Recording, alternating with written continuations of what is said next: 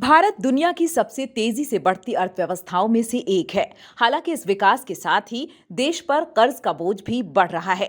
एक रिपोर्ट के अनुसार चालू वित्त वर्ष की जुलाई सितंबर तिमाही में देश का कुल कर्ज 2.47 ट्रिलियन डॉलर या 205 लाख करोड़ रुपए हो गया है।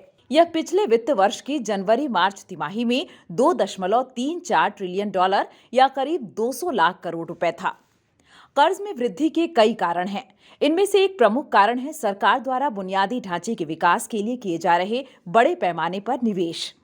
इसके अलावा महामारी के कारण हुए आर्थिक नुकसान की भरपाई के लिए भी सरकार ने कर्ज लिया है। कर्ज में वृद्धि का देश की अर्थव्यवस्था पर कई तरह से प्रभाव पड़ सकता है। इसमें से एक प्रमुख प्रभाव है ब्याज दरों में वृद्धि। ब्याज दरों में वृद्धि से उद्योग और व्यापार पर बोझ बढ़ सकता है।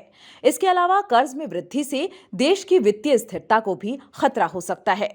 अंतर्राष्ट्रीय मुद्रा कोष ने भी भारत को कर्ज को लेकर चेतावनी दी है।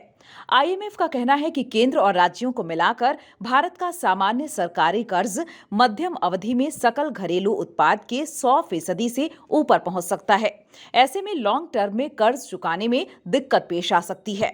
आईएमएफ की रिपोर्ट पर केंद्र सरकार ने असहमति व्यक्त की है। सरकार का मानना है कि सरकारी कर्ज से जोखिम काफी कम है, क्योंकि ज्यादातर कर्ज भारतीय मुद्रा यानी रुपए में ही है। सरकार का मानना है कि सरकारी कर्ज से जोखिम काफी कम है, क्योंकि ज्यादातर कर्ज भारतीय मुद्रा यानी रुपए में ही है।